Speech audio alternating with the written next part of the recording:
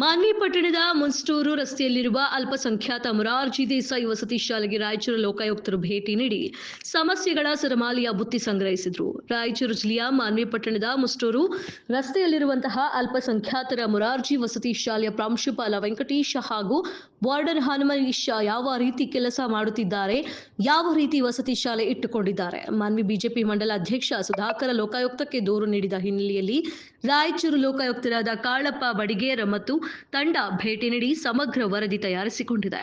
ಮಾನ್ವಿ ಪಟ್ಟಣದ ಮುಸ್ಟೂರು ರಸ್ತೆಯಲ್ಲಿರುವ ಅಲ್ಪಸಂಖ್ಯಾತ ಮೊರಾರ್ಜಿ ವಸತಿ ಶಾಲೆಯ ಬಗ್ಗೆ ನಾನಾ ಸಮಸ್ಯೆಗಳಿರುವ ಕಾರಣ ಸರ್ಕಾರದ ಮಟ್ಟದಲ್ಲಿ ಪ್ರಾಂಶುಪಾಲ ವೆಂಕಟೇಶ ವಿರುದ್ಧ ದೂರು ಮುಟ್ಟಿದ ಹಿನ್ನೆಲೆಯಲ್ಲಿ ಲೋಕಾಯುಕ್ತರು ಭೇಟಿ ಮಾಡಿದ್ದು ವೆಂಕಟೇಶ ಮತ್ತು ಹನುಮೇಶ ಅವರಿಗೆ ಫುಲ್ ಕ್ಲಾಸ್ ತೆಗೆದುಕೊಂಡಿದ್ದಾರೆ.